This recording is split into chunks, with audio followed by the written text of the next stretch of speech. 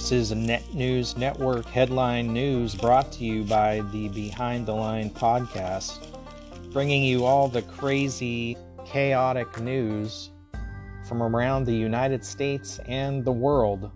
Tune in to what you won't hear the MSN talking about. And here's a little bit of breaking news. The Texas Uvalde Consolidated Independent School District announced today, Friday, it is suspending its entire police department. Recent developments have uncovered additional concerns with department operations, the district said in a statement. This is after law enforcement officials waited more than an hour to confront the gunman at the Uvalde school. This is a developing story. This is all the information we have at this time, but I think a needed action to take against them. A logjam of ships, tugboats, and barges due to low water levels on the Mississippi River is threatening to grind trade of grains, fertilizer, and other goods to a halt, Bloomberg reports. Ingram Barge Company, the largest U.S. barge operator, declared force majeure in a letter to customers due to near-historic low water conditions on the Mississippi River. As of Wednesday afternoon, the Coast Guard said there was a queue of 122 vessels at Stack Island and 15 vessels at Memphis due to increased groundings. The number of vessels in tow is being restricted. USDA's grain transportation report notes in recent weeks barge carriers and shippers have dealt with increasingly severe low water levels, reducing shipping capacity and resulting in record rates. Beginning in July, the average level of the Mississippi River at New Orleans was well below the 5-year average and continued to drop. With lower water levels, vessel operators and shippers have had to use lighter loads per barge because of draft restrictions and fewer barges per tow. American Commercial Barge Lines said tonnages per southbound barge have been reduced by 20% to 27%. Moreover, the number of barges per tow have been reduced by 17 to 38%. The industry has also experienced groundings and intermittent outages. As of October 4th, the cost per ton to ship from St. Louis to the Gulf was $90.45 a ton, up 218% from last year, and up 379% from the 3-year average. Over the past 5 weeks, 2,466 barges have been unloaded at New Orleans, down 25% from the 5-year average. Further compounding these issues, the U.S. Coast Guard is implementing speed and overnight hour restrictions on the lower Mississippi River from mid-October to mid-November to accommodate a pipeline removal. However, some industry analysts believe the impacts of the additional closures and other restrictions may be overshadowed by already reduced navigability from historically low water levels. Well, isn't this just some more good news to pile on? Now you're going to have more shipping delays, more increased cost because of the increased cost of trying to ship. Within the U.S., it's just one thing after the next. The fact that the Coast Guard thinks it's more important to remove a pipeline than to allow extra hours for shipments to go through, it's just baffling. The government seems completely unconcerned about all these issues that are plaguing Americans when it comes to inflation, and this will cause inflation to go up because prices are going to go up. It's just completely unconcerned, won't even admit that there's a problem. It's very interesting. Totally all planned, if you ask me. The fact that all these things could happen at once is not a coincidence. There are no coincidences.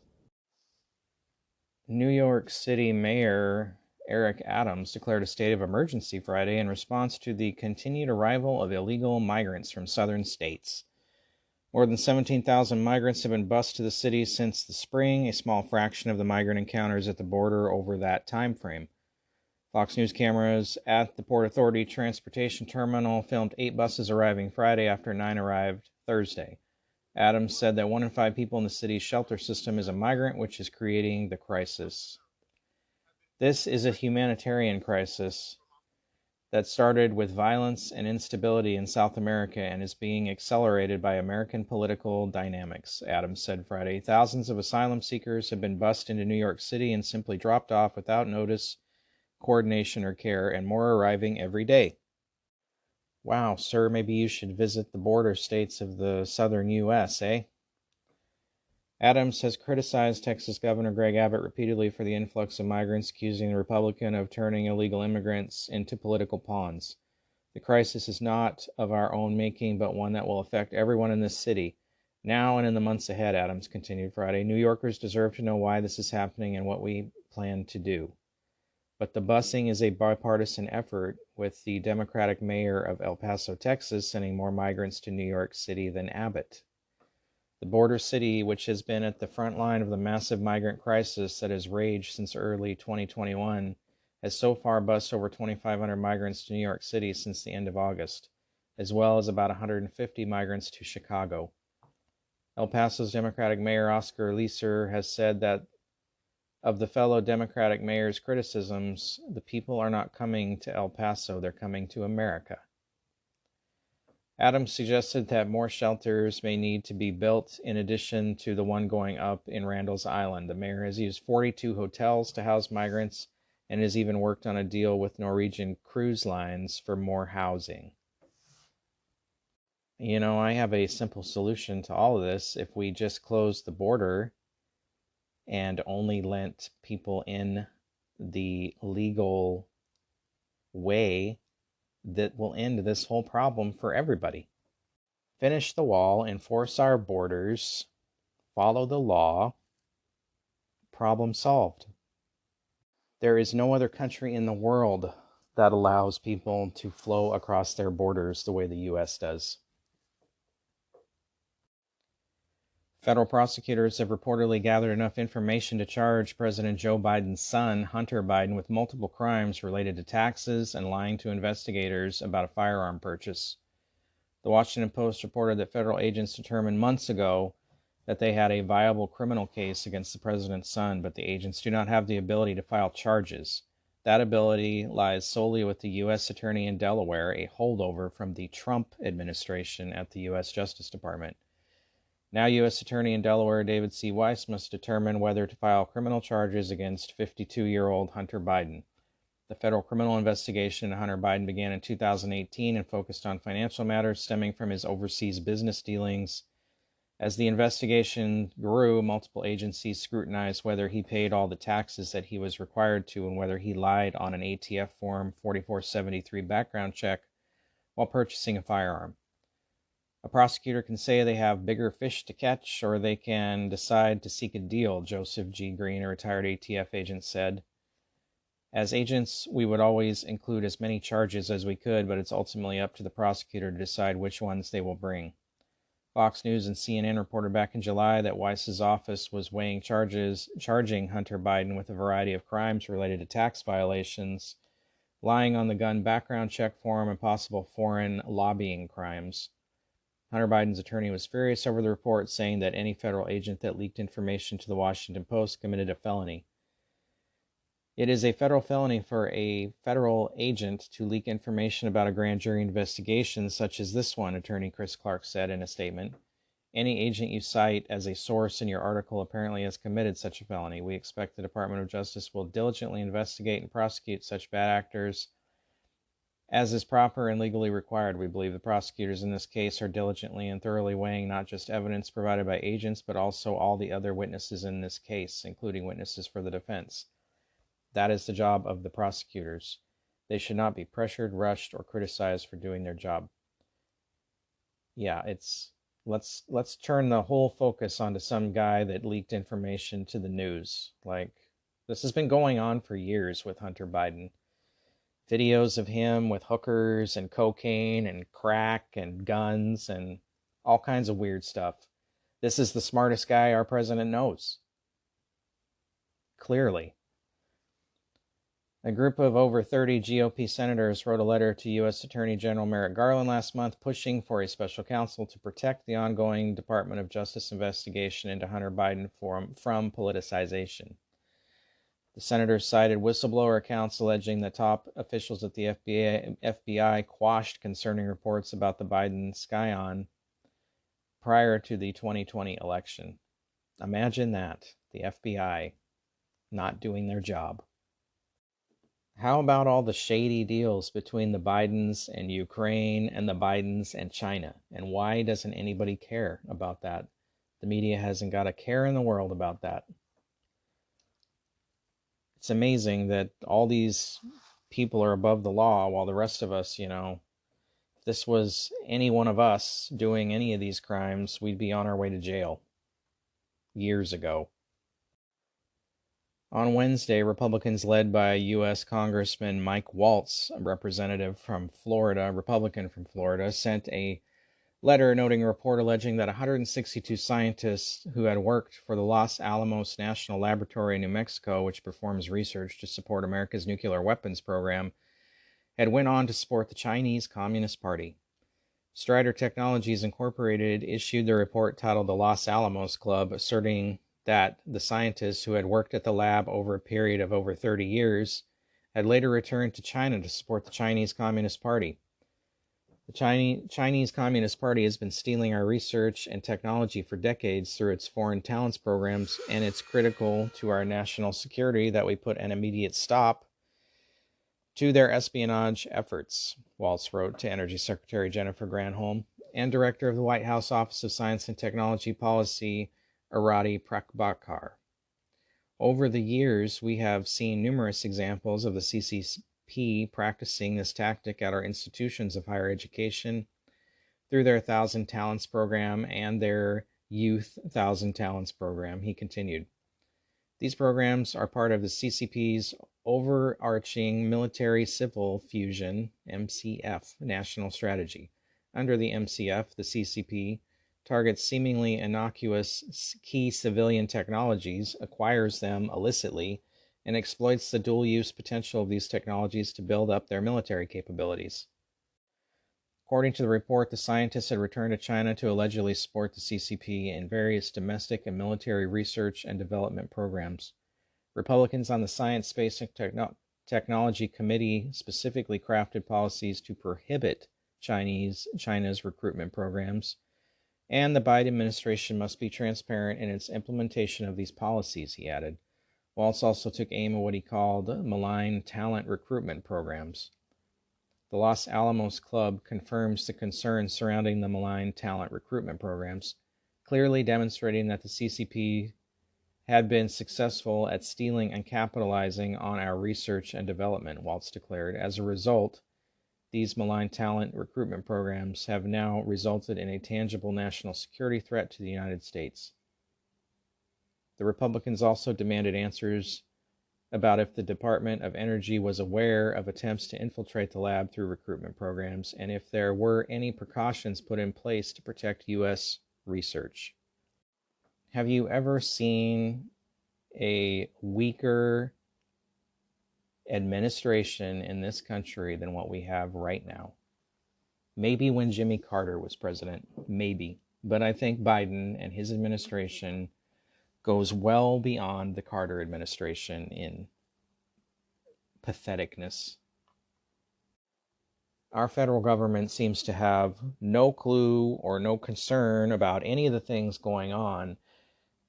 Biden has no clue about what's going on. His press secretary just denies everything, has also no answers or clue seemingly to what's going on. All his little department heads have no clue about what's going on. So what is going on? Why are these idiots in charge, and why are people voting for them to be in charge? This country is in serious trouble, and I'm sure you've noticed. And in more good news, at a speech last night, President Joe Biden warned that Russian President Vladimir Putin was not joking about using nuclear weapons in Ukraine, as the Russian military, which was widely viewed as the second most powerful military in the world before the war, is suffering battlefield losses in Ukraine. Biden's remarks come as a Russian military train is reportedly transporting equipment for the nation's nuclear weapons program to the front lines of its war with Ukraine, sparking fears that Putin could be preparing to use those nuclear weapons.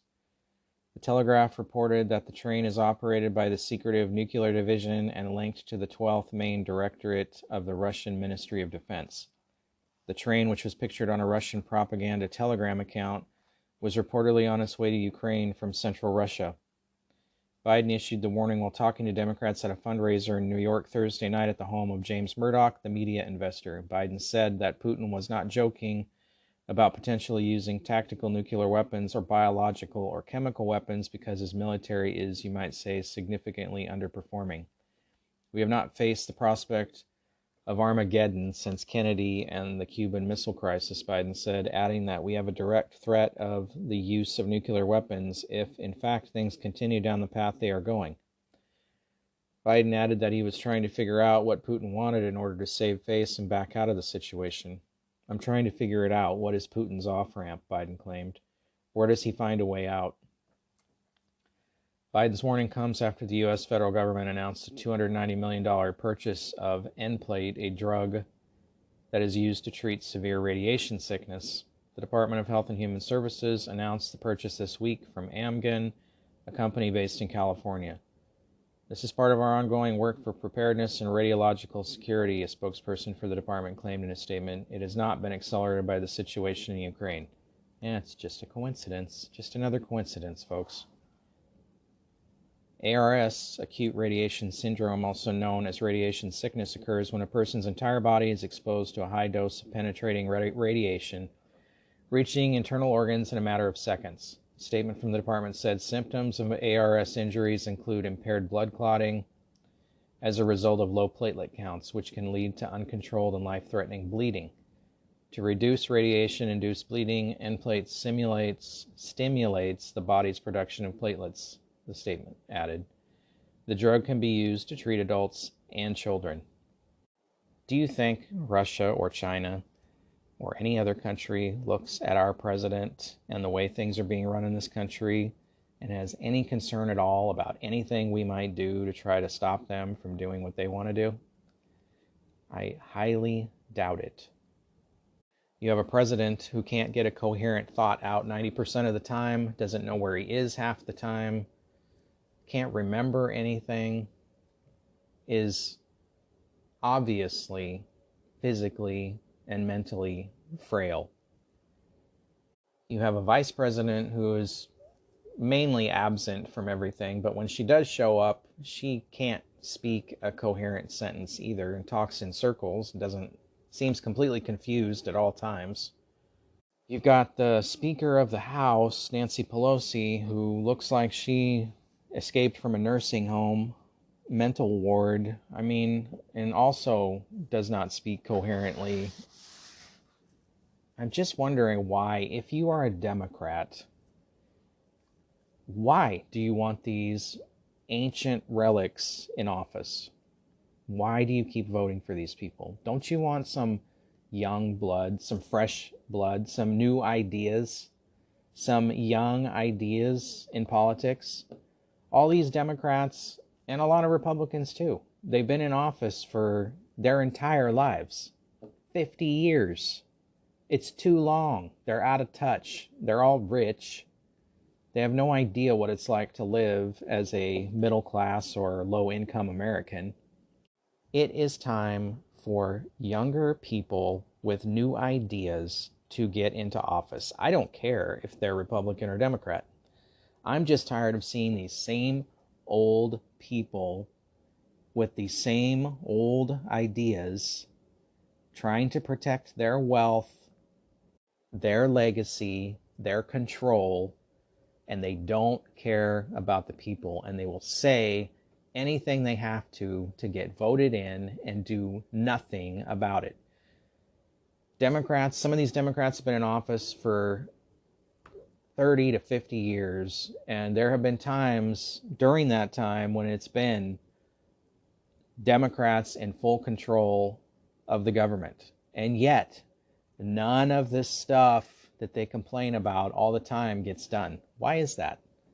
If they had full control, why didn't they get all these things fixed that they complain about constantly? Because they're no They say they care about these things, but they don't. These politicians are all about the same thing. Their wealth, their status, that's it. Maintain the status quo.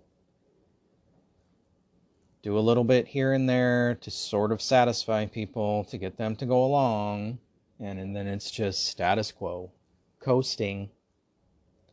Well, here's a little bit of good news for you gun owners in New York City. A federal judge in New York blocked much of the state's restrictive concealed carry law passed earlier this year.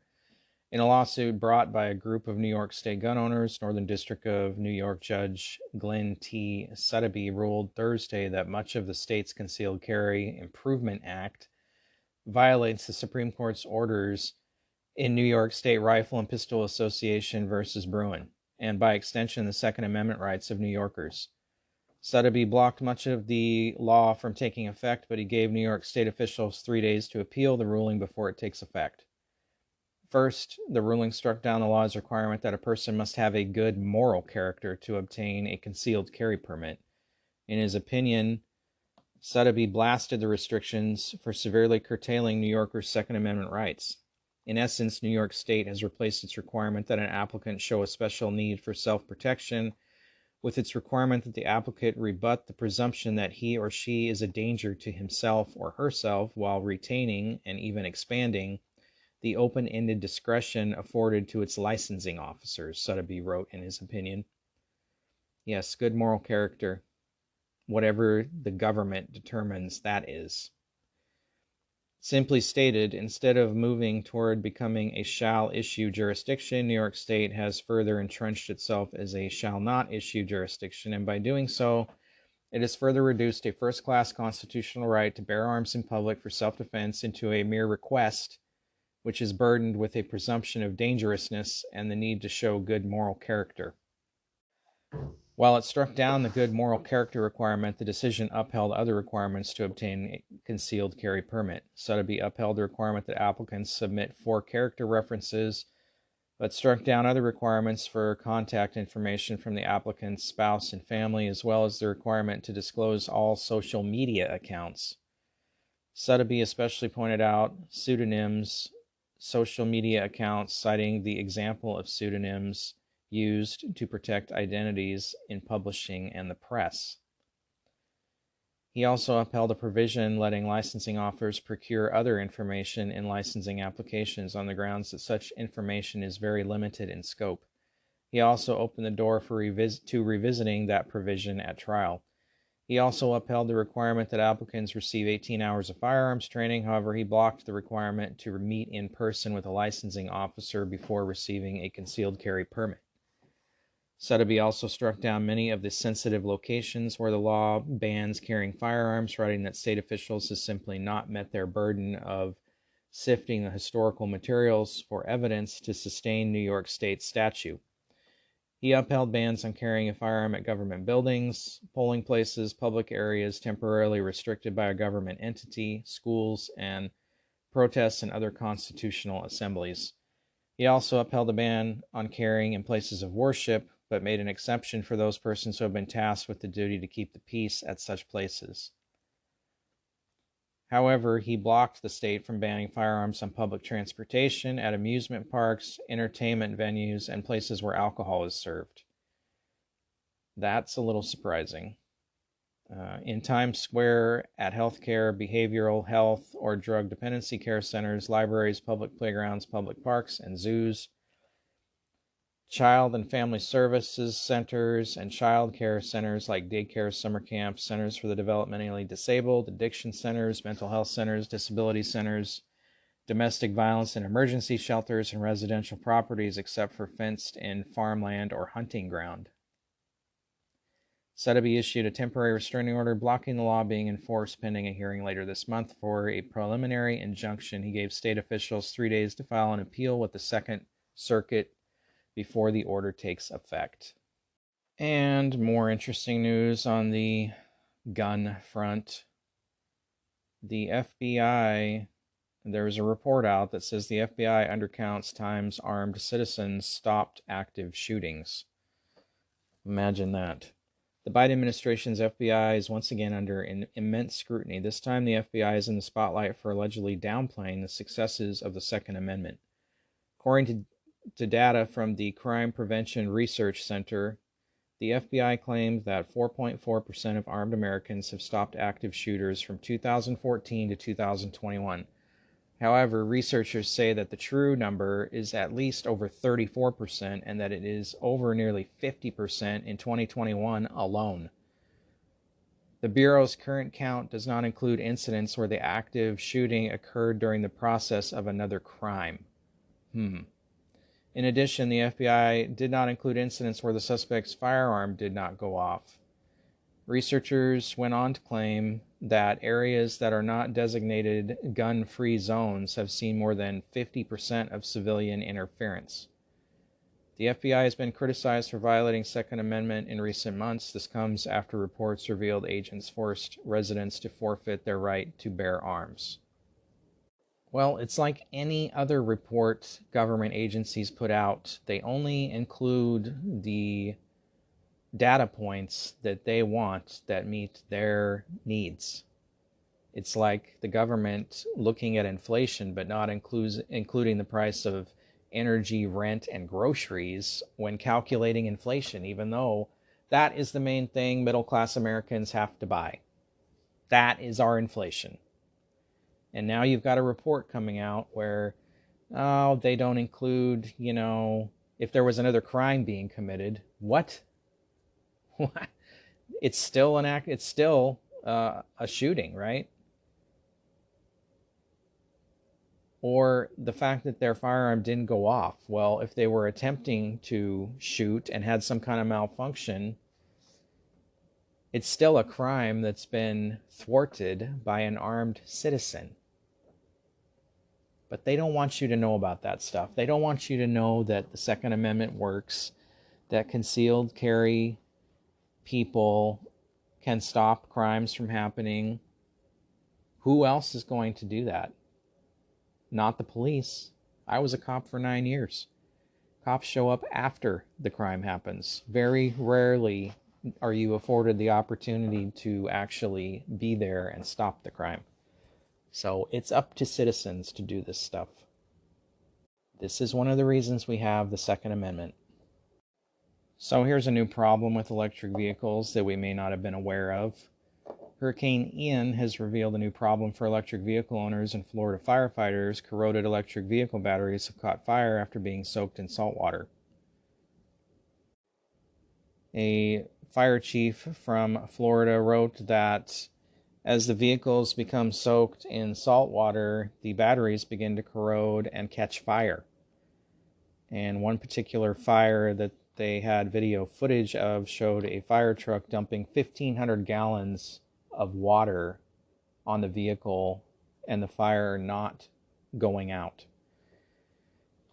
And just to put that into a little perspective, 1,500 gallons of water is all the water a standard fire truck carries. If they're not hooked up to a fire hydrant, they have a water tank on board, and 1,500 gallons is what they carry. And here's the other thing. It's only been a few days since these cars were soaked in the waters of Hurricane Ian, and they've already corroded to the point where they're bursting into flames. It's been a couple days.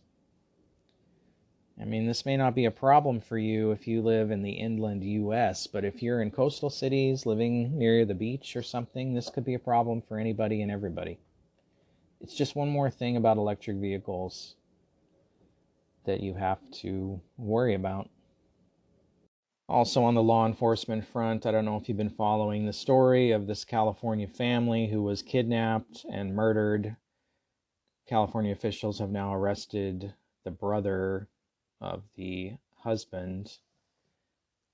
But I want to focus on this part of the story. The suspect's name, Jesus Salgado, had previously been convicted of first-degree robbery with the use of a firearm in Merced County. He was also found guilty of attempted false imprisonment and an attempt to prevent or dissuade a victim or witness. He was sentenced to 11 years in state prison and released in 2015. The California Department of Corrections and Rehabilitation said that Jesus Salgado was discharged from parole after 3 years. 3 years of an 11-year sentence. Which means had he served his entire sentence, he would have been released in 2023, and this family would still be alive. This is something we are seeing over and over and over again across the country, especially in these big cities, in these blue cities and blue states. And I saw on the news the other day where some, I think it was MSNBC or something, where they were talking about the rise in crime across the country. They actually admitted there's a rise in crime, but then went on to say it's not because of Democratic policies, though. Really? Then what is it because of? Because these sharp rises in crime across the country in these blue cities and states have only happened since Biden has become president, and all these freakish laws have been put into place in all these places, all these activists in charge and defunding the police and making the police, making it very difficult for the police to do their jobs in these states and cities. So what is it because of if it's not policy? If it's not policies that don't prosecute criminals or people for committing crimes? Policies that don't keep people in custody who have committed vicious, violent crimes. Look at these laws that are about to go into effect in Illinois in January. They're not even going to book people for some very serious crimes. These policies have a direct result. I was a cop for 9 years. I was a bail bondsman for 8 years, and I did fugitive recovery for 16 years. I've spent most of my adult life chasing and dealing with criminals and criminals' families and friends. And I can tell you, I know criminals and how they behave and how they think. They know how to work the systems. They know how to say what they need to get out of prosecutions. They know how to abuse drug court and all these other things that Democrats or liberals have put into place to keep people from going to jail, to keep people from being held responsible for getting the consequences of their actions. There's no consequences in the minds of these liberals and Democrats. Nobody's responsible for what they do. It's always somebody else's fault. Somebody else caused this. It's time to bring law and order back to this country. I think even Democrats are getting sick and tired of the massive amount of crime and the lack of anything being done about it in these cities. I guarantee you, if these judges, prosecutors, attorneys, politicians were being held responsible for deaths that occurred after these stupid policies and laws are put into place, if they were held responsible for some of this stuff, if they could be sued for some of this stuff, this wouldn't be happening. But they're untouchable. And it's interesting because, they try to pass laws where somebody who's involved in a DUI accident can go back and sue, the victims' families can sue whatever bar or whoever served these people and let them leave. They're trying to pass laws where people can go back and sue firearms manufacturers for mass shootings. What is the difference then? If you can pass laws like that, where some third party is somehow responsible, then guess what? You politicians and judges and dirtbag attorneys that don't enforce the laws and don't prosecute and don't book or incarcerate people, and then those people go on to kill or hurt or rob or destroy other people's property, then you should be held responsible. You should be sued. Maybe you should go to jail or pay out your ass to some family that's been permanently injured by some turd you decided was better on the street than in jail. It's time that these people start being held accountable for the shit they're causing on the rest of us who have to live with it every day while they're behind their fenced neighborhoods and have their private security and whatever else they get to have that the rest of us don't. And in the meantime, they don't want you to be able to protect yourself either. They don't want you to be able to carry a firearm to protect yourself. Who's okay with this lunacy? Honestly, look around. See what's going on. It's got to change.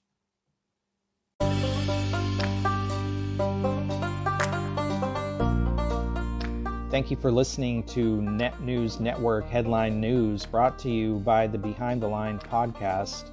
For more, you can listen to us at the BehindTheLinePodcast.com or right here on Net News Network. We can also be found on Facebook, YouTube, Truth Social, Parler, Gab, Twitter, Telegram, Reddit, Spotify, iHeartRadio, Google Podcasts, Anchor FM, and anywhere else your favorite podcasts are found. Thank you for listening. Please like and subscribe and share.